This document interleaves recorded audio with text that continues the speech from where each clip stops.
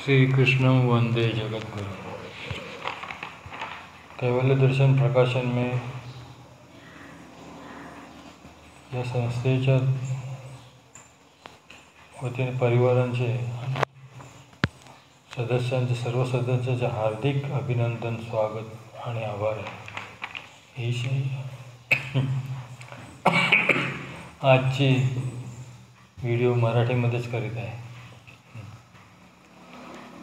जीवनशैली हा विषय आहे। जागरूकता आणि सतर्कता, निरंतर अध्यात्मज्ञानाने मन, बुद्धी, चित्त, अहंकाराच्या वेगळे ईश्वराच्या ज्ञानशक्तीचाच केवळ आधार घेऊन नियत सहज कर्तव्य कर्म, निष्काम कर्म करीत जीवन व्यतीत करणे, निरंतर वर्तमान क्षण पकडून ईश्वराचे नामचिंतन स्मरण करून चित्ताला श्वासावर केंद्रित करणे, स्वाध्याय करून आत्मनिरीक्षण करून आत्म्याने विचारांकडे द्रष्टेपणे पाहून आत्म्याला परमात्म्याच्या मध्ये जोडणे, हृदयात ईश्वराची मूर्तीची स्थापना करून त्याच्या नित्य व्यापक सर्वात्मक सर्वसाक्षी भावाची जाणीव ठेवून सर्वत्र समदृष्टी आचरणाने आत्म्याच्या नेहमी समाधानी तृप्त भावाने प्रसन्न भाव धारण केल्याने परमशांती उपलब्ध होते। काही माणसे जगात व्यवहार करीत असताना अज्ञान दशेमुळे प्रारब्ध कर्माच्या बंधनात राहून कर्म करीत असतात। त्यांच्यापुढे जीवनाचे काहीच साध्य धैर्य नसते, त्यामुळे नियतीच्या अधीन कार्य करीत राहतात। जीवनमुक्ती हा जीवनाचा दृष्टिकोन माहीत नसतो, त्यामुळे डोळे असून आंधळ्यासारखी स्थिती असते। मन, बुद्धी, चित्त, अहंकार अंतःकरणाच्या ठायी देवता अधिष्ठान असल्याने मनुष्य नियतीच्या हातचे कठपुतली बावला बनून राहतो। पुष्कळ लोकांना ईश्वराची ज्ञानशक्ती ही अंतःकरणाची वेगळी आहे याची जाणीव नाही।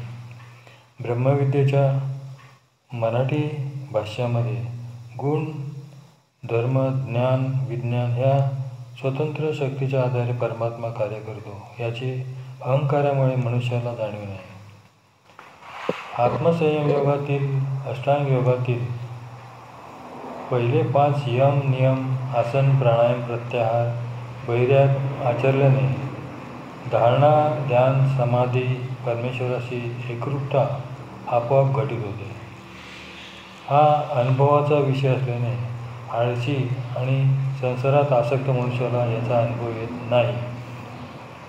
सांख्ययोगात जीवात्म्याच्या अविनाशी नित्यत्वाचे प्रतिपादन आले आहे, तरी पण चैतन्य मायेच्या अविद्या अंशामुळे मनुष्य मोहग्रस्त होऊन संसार चक्रात गटांगळ्या खात घेत राहतो। निष्काम कर्मयोग म्हणजे काय हे आत्मसात झाल्याशिवाय मनुष्याची उद्योगती होत नाही आणि परिपक्व अवस्था झाल्याशिवाय संन्यास धर्मास योग्यता होत नाही। अर्धवट ज्ञानाने मनुष्य साधनेवरून पतित होऊन योगभ्रष्ट होण्याची संभावना राहते। शाब्दज्ञानात ज्या मनुष्याला अधिकरणाद्वारे फक्त सृष्टीच्या 4 अनादीच्या पदार्थांची प्रचिती जाणीव होते, परंतु प्रत्यक्ष दर्शन नसल्याने त्या मनुष्याचा भाव व्यभिचारतो। ज्ञान दृढता झाल्याशिवाय, ज्ञान आत्मस्वरूपावर बीजरूप झाल्याशिवाय कार्यान्वित होत नाही, नाहीतर ज्ञानाची नुसती पोपटपंची होत राहते। परमेश्वराची अनन्य अव्यभिचारी भक्ती केल्याशिवाय जीवाची उद्भवमती होत नाही। मोठमोठ्या विद्वानसुद्धा प्रपंचाच्या आसक्तीमुळे त्यांच्या ज्ञानावर अविवेकाचा पडदा आल्याने त्याच्या जीवनात अधपतन होते। आपोआप संग्रहरूप विकल्प आचरल्याने मृत्यूच्या पश्चात देहात जावे लागते। पुढे अनेक प्रकारचे नरक भोगावे लागतात। मृत्यूच्या अंतिकाच्या दुःखापासून रवरव आसिपत्र जडत्व नित्य नरकापर्यंत वेल वाढण्याची शक्यता राहते. म्हणून मनुष्याला आपल्या विधिनिषेधाचे ज्ञान आवश्यक आहे. शास्त्राचे नुसते पांडित्य करण्यापेक्षा अनुभवाचे व्याख्यान करणे फार संयुक्तिक ठरते. निष्कपट भावाने स्वतःचा मित्र होऊन परमेश्वराच्या ठायी ज्ञान, प्रेम, विवेक, सहनशीलता, दया, क्षमा, मैत्री, करुणा ठेवून सहज वर्तन केल्यास आत्म्याच्या ठायी परमशांती उपलब्ध होते. परमेश्वर अवताराच्या ठायी ब्रह्मांडातील संपूर्ण शक्ती कार्य करतात आणि जीवाच्या ठायी अंशतः शक्ती कार्य करतात. ईश्वर भक्तीच्या माध्यमाने त्या मनुष्याची ऊर्ध्वगती वाटचाल सुरू झाल्याने त्याचा आत्मा संस्कार मुक्त होऊन त्याचे मूळ शुद्ध निर्गुण निर्विकार स्वरूप त्याला प्राप्त होऊन कैवल्यप्राप्तीची योग्यता त्याला प्राप्त होते. चैतन्य मायेच्या उपासनेने पुष्कळ लोक स्वतःच ब्रह्म पदवी धारण करून परमेश्वर समजू लागतात. त्यामुळे जीवाने किती नाटक केले तरी त्याला परमेश्वराच्या अनन्य अव्यभिचारी भक्तीशिवाय कैवल्यप्राप्ती होऊ शकत नाही. काम, क्रोध, लोभ मनुष्याचे वैरी आहेत. म्हणून प्रपंचाची अनित्यतेची जाणीव आत्मसात केल्याशिवाय, धारणा दृढ झाल्याशिवाय ज्ञानज्योत आत्म्यामध्ये प्रज्वलित झाल्यावर तिला ईश्वर भक्तीच्या तेलाने निरंतर जागृत ठेवावी लागते. ईश्वर भक्तीच्या दृढनिश्चयाने आपल्या कर्तृत्वाचा अभिमान सोडून विवेक ज्ञानाने धर्म, अर्थ, काम व पुरुषार्थ प्राप्त करावे. अध्यात्मज्ञानाने ज्ञानेंद्रिय, कर्मेंद्रिय आणि अंतःकरणावर विजय प्राप्त करून जीवन सार्थक करावे. आध्यात्मिक ग्रंथाचा नुसते पाठांतर करून उपयोग नाही, तर ते जीवनात उतरवावे लागते. तेव्हाच योग्यता प्राप्त होते. ज्ञानाच्या दृढनिश्चयाने दक्षता निर्माण होते. अंतःकरणाचे 4 पैलू आहेत: मन, बुद्धी, चित्त आणि अहंकार. आता यांची अवस्था बघूया. मन संकल्प करते, चित्त तर्क, वितर्क, कुतर्क आणि संशय, आणि बुद्धी निश्चयात्मक निर्णय करते. आणि हे सर्व कार्य संपन्न झाल्यानंतर मनुष्य आपल्या कर्तृत्वाचा अभिमान करतो, म्हणजे हा 4था पैलू झाला. आता सर्वसामान्य व्यवहारामध्ये मनुष्य जगत असतो, पण तो नियतीच्या प्रारब्धानुसार जगतो. तर त्याऐवजी आपल्याला जागृत राहून, सतर्क राहून, निरंतर वर्तमान स्थितीमध्ये राहून. आता जागृत अवस्था म्हणजे काय, की अध्यात्मज्ञानामुळे मनुष्याला जी प्रचिती येते अनादीच्या 4 पदार्थाची, त्याच्यामुळे मध्ये परमेश्वर कोण आहे याची त्याला जाणीव होते. आणि ही जी अवस्था आहे तो परमेश्वर जीवाचा उद्धार करत आहे हे जाणीव झाल्यानंतर सतत होशमध्ये राहून, निरंतर होशमध्ये राहून त्या अध्यात्म ज्ञानशक्तीच्या आधाराने निरंतर वर्तमान स्थितीमध्ये ईश्वराचे नामस्मरण चिंतन करणे आवश्यक होते. हे अष्टांग योगाच्या नियमामधील ईश्वर प्रणिधानमध्ये 5व्या अंगाचा हे अवस्था आहे. ईश्वर प्रणिधान ही जागृत अवस्था सतत कायम राहिली पाहिजे माणसामध्ये. तसेच मनाची जी सुप्त अवस्था आहे याला चित्ताचा विभाग आहे, म्हणजे याला सबकॉन्शियस म्हणून असं हे शास्त्रज्ञ लोक उपमा देत असतात. ह्याचं कार्य चित्त म्हणजे तर्कवितर्क करणे, कुतर्क करणे, संशय निर्माण होतात. ही चित्ताची अवस्था आहे. आणि दुसरीच चित्ताची अवस्था म्हणजे निद्रा अवस्था आहे. म्हणजे निद्रेमध्ये स्वप्न अवस्था पण निर्माण होते त्याची. याच्यामध्ये मानसिक वाचिक क्रियेचे त्याला फळ भोगावे लागत असतात. आणि जेव्हा गाढ निद्रा लागते तेव्हा त्याची ऊर्जा जी आहे ती संग्रहित होत असते, त्याला रिलॅक्स मिळत असतो. आणि चौथी अवस्था उन्मनी, ही मनावरून जेव्हा मनुष्य उजळतो, म्हणजे केवळ परमात्म्यामध्येच त्याची अवस्था स्थित राहते, याला उन्मनी अवस्था म्हणता येते. यावेळेला आत्मा निर्बीज होऊन, म्हणजे मनाची चित्ताची निर्बीज अवस्था निर्माण होऊन आत्मा निर्विकल्प होतो, याची निर्बीज अवस्था असते. आणि बुद्धी काय करते, म्हणजे आपण निरंतर ध्यान करायला पाहिजे हे निश्चय करते.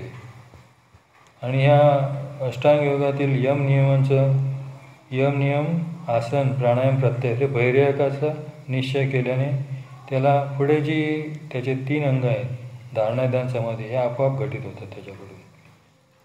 फक्त इथं अहंकार त्यागून, म्हणजे आपण हे योग साधना करतोय हे म्हणजे याचा अभिमान न ठेवता, किंवा आत्म्याच्या ठिकाणी विवेकबुद्धी नम्रता पाहिजे. ज्ञानशक्तीने बुद्धी सुसंस्कृत होते माणसाची ईश्वराच्या. आणि धारणा म्हणजे आत्म्याची जागरूकता आहे, अवस्था आहे. ध्यान अवस्थेमध्ये आत्मा आपोआप परमात्म्याशी जोडला जातो. आणि समाधी म्हणजे हे प्राणायाम जे म्हणतात लोक, प्राणाचा आयाम, म्हणजे ज्या वेळेला प्राणायाम म्हणजे काय जबरदस्तीने काय प्राणाला रोखणे हा प्राणायाम होऊ शकत नाही. ते ज्या वेळेला प्राणायाम ईश्वराचं ध्यान करता जेव्हा श्वासोश्वासाची गती जेव्हा संत होते त्यावेळेला, आणि ज्यावेळेला आत्म्याची तुरीय अवस्था प्राप्त होते तेव्हा श्वास आपोआप बंद पडून समाधी अवस्था प्राप्त होते. याला डॉक्टर लोक मृत म्हणून घोषित करतात. जागृती, स्वप्न, निद्रा आणि उन्मनी या अंतःकरणाच्या 4 अवस्था आहेत. जागृतीमध्ये आत्मज्ञानाने, ज्ञानशक्तीच्या आधाराने, सावधानतेने होशमध्ये राहून केवळ निरंतर वर्तमान स्थितीमध्ये राहून आत्म्याला ईश्वराच्या ठिकाणी समर्पण भाव निर्माण करून जो मनुष्य वागतो तीच खरी जागृत अवस्था आहे. आणि ज्या वेळेला तो निद्रेमध्ये जातो त्यावेळेला निद्रेमध्ये स्वप्न अवस्था पण निर्माण होत असते. ही मनाची सुप्त अवस्था आहे. जसं तो झोपेमध्ये स्वप्न पाहतो तसं जागृत अवस्थेमध्ये संसारसुद्धा हा एक दीर्घ स्वप्नच आहे. ही अवस्था ईश्वर प्रतीती आलेल्या माणसाला जेव्हा शाब्दज्ञान पूर्ण होते त्याला अपरोक्ष ज्ञानामध्ये, म्हणजे प्रत्यक्ष 4 पदार्थाचं दिव्य दृष्टीने ज्ञान होत असते. याला अपरोक्ष म्हटलं जातं. आणि निद्रा अवस्थेमध्ये जेव्हा गाढ निद्रा लागते ती सुषुप्ती अवस्था आहे आत्म्याची. ह्याच्यामध्ये चित्तवृत्तीचा अभाव असतो. आणि उन्मनी अवस्था जी आहे ही तुरीय अवस्था, म्हणजे मनावरून उजळून जातो, चित्ताच्या वृत्ती खंडित होतात, चित्त आपल्या कारणामध्ये लीन होते आणि अहंकार नष्ट होतो माणसाचा. आणि इथे केवळ ज्ञानशक्तीचा उपयोग होत असतो. म्हणजे ईश्वराच्या ठिकाणी जी अखंड ज्ञानशक्ती जी आहे ते आपल्याला परमेश्वराने फक्त एक अंशात्मक शक्ती दिलेली आहे. आणि तीच्या आधाराने आपण आपल्या आत्म्याचा विकास करू शकतो, परमशांती उपलब्ध करून घेऊ शकतो. आणि ही जी म्हणजे पूर्वी आपल्या पूर्वजन्मामध्ये जे आपण अनेक विचारांनी अनुभवाने जे संस्कार झालेले असतात आपल्या आत्म्यावर ते नष्ट होणे आवश्यक आहे. याला प्रारब्ध म्हणतात. हे प्रारब्ध संपूर्ण नष्ट झाल्याशिवाय आत्मा शुद्ध होऊ शकत नाही. आणि म्हणून आत्म्याच्या शुद्धतेसाठी ईश्वराच्या भक्तीची आवश्यकता आहे. ईश्वराच्या ठिकाणी जे गुण, धर्म, ज्ञान, विज्ञान हे 4 शक्ती आहेत. त्याच्यातील ज्ञानशक्ती आपल्या अंतःकरणामध्ये आत्म्याच्या ठिकाणी त्या ज्ञानाची ज्योत प्रज्वलित करणे आवश्यक आहे. आणि तीच ज्योत आपण ज्ञान इतरांना जरी देत राहिलो तरी आपलं ज्ञान काही कमी होत नाही. जसं दिव्याने दिवा लावला तरी पहिला दिवा काही विझत नाही, तसं हे ज्ञानशक्तीचं कार्य आहे. ज्ञानशक्ती म्हणजे अग्नीसारखी आहे, ती संपूर्ण कर्माच्या संस्कारांचा नाश करत असते, म्हणून तिला ज्ञानशक्ती म्हटलेलं आहे. आणि पुढे जर जेव्हा शाब्दज्ञान चरित झाल्यानंतर जेव्हा साधकाला पुढे पुढे दिव्य अनुभूती येत असते. जय श्रीकृष्ण. इथपर्यंत ठीक आहे.